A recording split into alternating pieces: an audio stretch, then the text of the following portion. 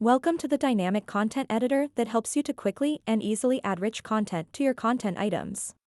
We will show you how to create different types of elements such as headings, paragraphs, assets such as images, and even social media links, to name a few. Let's take a closer look. In our example, we are creating an article. Our article content has been set up to use the dynamic content editor to enter this content.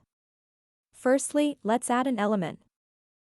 Enter / and choose the element you want to add. You can also click on one of the icons in the bottom toolbar. Use the Enter key to add a new paragraph or click the Add Element button from the left.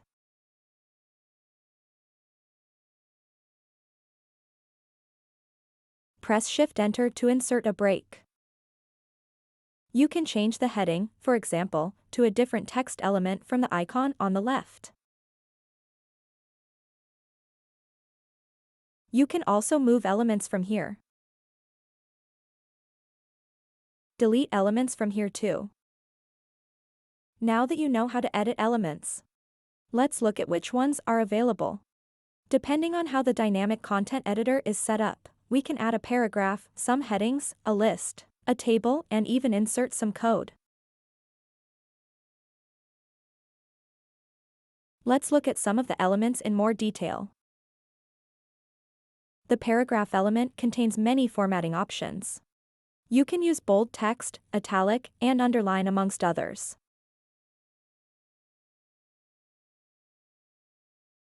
Media. Depending on the settings that have been configured on the Assets field, you can insert images, videos, and/or files. You can even set some options like captions, alignment, and image presets. Check out our docs on how to work with assets for more details.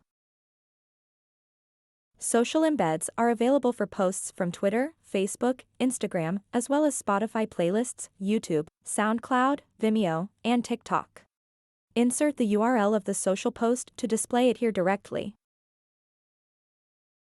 As you can see, it's easy to add rich content, but that's not all we have. You can even display a location based on a Google Map address or coordinates. If you need reference content from a legacy system or an e-commerce platform, click this icon. Check out our integration docs on how to set up integrations in Prepper.